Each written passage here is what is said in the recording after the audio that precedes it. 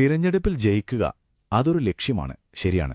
പക്ഷേ യഥാർത്ഥ വെല്ലുവിളി തുടങ്ങുന്നത് അവിടെ നിന്നാണ്.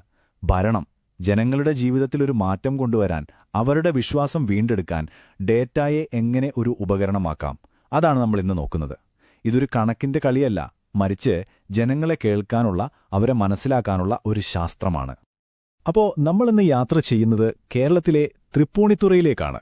ഒരേ സമയം കൊച്ചിയുടെ തിരക്കും തീരദേശത്തിന്റെ ശാന്തതയും പിന്നെ ഒരു നഗരം വളരുമ്പോഴുള്ള എല്ലാ ആശങ്കകളും ഒത്തുചേരുന്നൊരു മണ്ഡലം.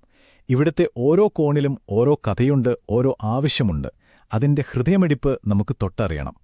ശരി, ആദ്യം തന്നെ നമുക്ക് ഇവിടത്തെ സാമൂഹിക ഘടനയൊന്ന് നോക്കാം. ജനസംഖ്യയിൽ ഏകദേശം 83% ഹിന്ദുക്കളാണ്. അതിൽ തന്നെ ഈഴവ, നായർ സമുദായങ്ങൾക്ക് നല്ല സ്വാധീനമുണ്ട്. പിന്നെ ഒരു 15% ക്രിസ്ത്യൻ വിഭാഗവും 1% താഴെ മുസ്ലിങ്ങളും. പട്ടികജാതി വർഗ്ഗ വിഭാഗങ്ങൾ ഏകദേശം 10% വരും. പക്ഷെ ഒരു കാര്യം ഓർക്കണം, ഇതൊക്കെ വെറും കണക്കുകളാണ്, ഉപരിതലത്തിലെ ചിത്രം മാത്രം. അതെ, ഈ കണക്കുകളൊക്കെ ഒരു ഫോട്ടോ പോലെയാണ്, പുറമേ കാണുന്നത് മാത്രം. പക്ഷെ നമുക്ക് വേണ്ടത് അതല്ല, ഒരു എക്സ്റേ ആണ്. മണ്ണിന് താഴെയുള്ള അടിയൊഴുക്കുകൾ കാണാൻ, സാധാരണക്കാരന്റെ നെഞ്ചിലെ ഭാരമറിയാൻ. അവിടെയാണ് യഥാർത്ഥ രാഷ്ട്രീയം ഒളിഞ്ഞിരിക്കുന്നത്. ഇനി ശരിക്കുള്ള പ്രശ്നത്തിലേക്ക് വരാം. ഈ ഒരു സംഖ്യ ശ്രദ്ധിക്കൂ, 6.46%. ഇതെന്താണെന്നറിയാമോ? 2024 മെയിൽ കേരളത്തിലെ പണപ്പെരുപ്പത്തിന്റെ കണക്കാണ്. ദേശീയ ശരാശരിയേക്കാളും മുകളിൽ. ഇതൊരു വെറും സ്റ്റാറ്റിസ്റ്റിക്സ് അല്ല.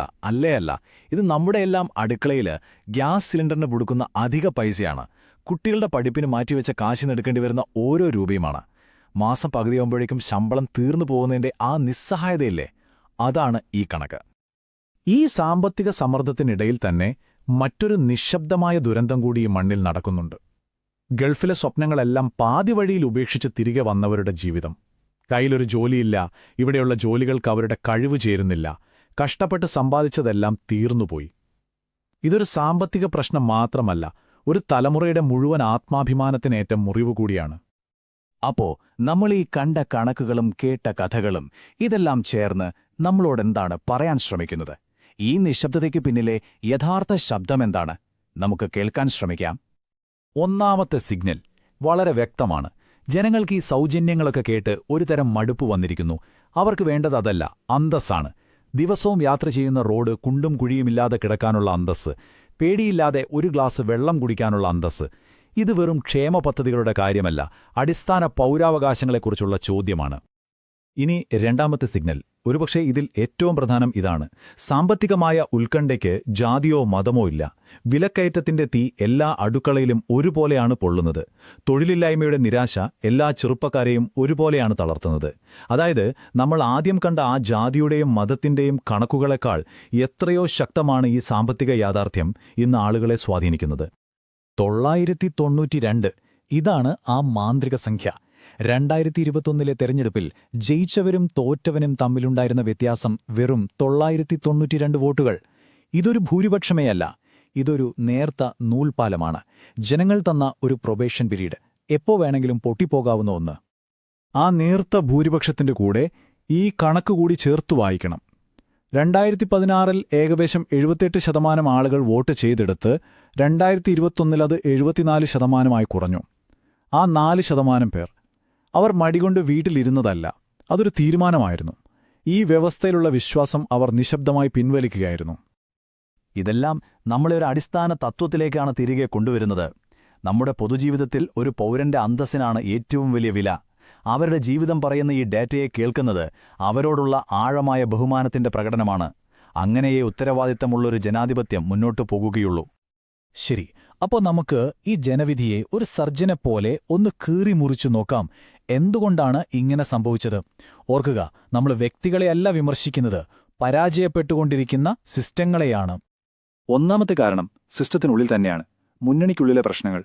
ഉദയംപേരൂർ പോലുള്ള ഉറച്ച കോട്ടകളിൽ പോലും ഭരണകക്ഷിക്ക് ഘടകകക്ഷിയുടെ വോട്ടുകൾ ചോർന്നുപോയി. ഇത് വെറുതെ ആരെങ്കിലും കുറ്റം പറഞ്ഞിട്ട് കാര്യമില്ല.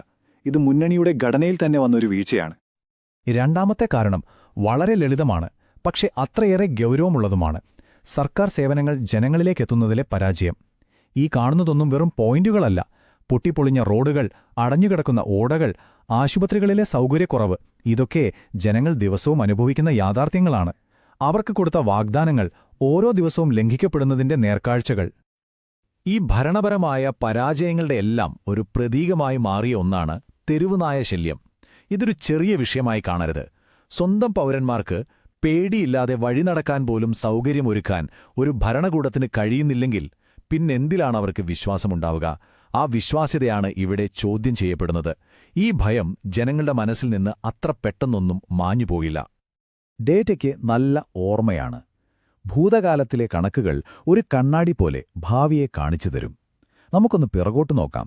എന്താണ് ഈ പാറ്റേണുകൾ നമ്മളോട് പറയുന്നതെന്ന്? ഈ ചാർട്ടിലേക്കൊന്ന് നോക്കൂ. വളരെ വ്യക്തമാണ്. 2016 ഏകദേശം 5% ഉണ്ടായിരുന്ന ഭൂരിപക്ഷം 2021 ആയപ്പോഴേക്കും 1% താഴെ, അതായത് 0.6% ചുരുങ്ങി.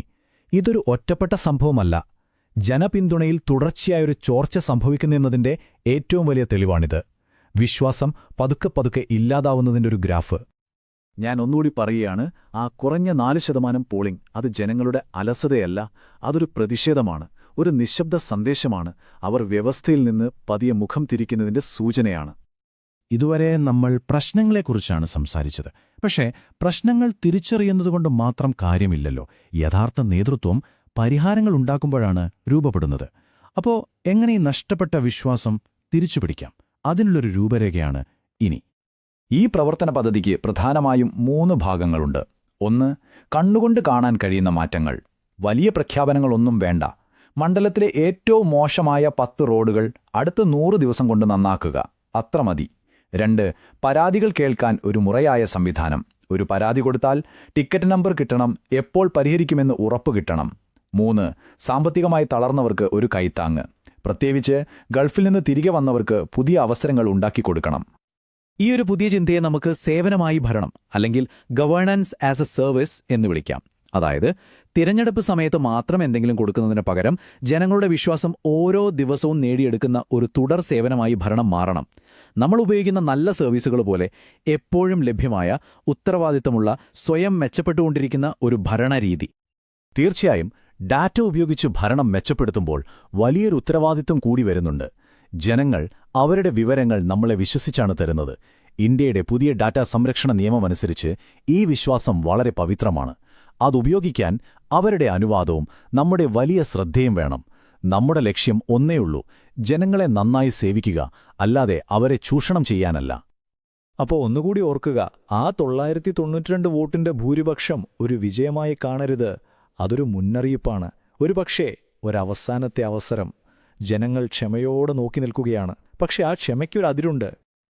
നല്ലൊരു റോഡ്, പൈപ്പിലൂടെ വരുന്ന ശുദ്ധജലം, കുട്ടികൾക്ക് പേടിയില്ലാതെ കളിക്കാൻ കഴിയുന്ന ഒരു തെരുവ്, ഇതൊന്നും വലിയ സ്വപ്നങ്ങളല്ല. ഇവയെല്ലാം എഞ്ചിനീയറിംഗ് വെല്ലുവിളികളാണ്. ജനങ്ങളുടെ അന്തസ്സ് പടുത്തുയർത്തുന്നതിന്റെ എഞ്ചിനീയറിംഗ്. നിങ്ങൾ ജനങ്ങളെ കേന്ദ്രീകരിച്ചു പ്രവർത്തിക്കുന്ന ഒരു നേതാവാകാനും നിങ്ങളുടെ മണ്ഡലത്തെ ശരിക്കും ഉയർത്താനും ആഗ്രഹിക്കുന്നുവെങ്കിൽ blueprintstrategies.ai ബന്ധപ്പെടുക. ഇമെയിൽ mgr@blueprintstrategies.ai അല്ലെങ്കിൽ 080420416002 എന്ന നമ്പറിൽ വിളിക്കാം. രാഷ്ട്രീയം ലക്ഷ്യമല്ല, മാർഗമാണ്.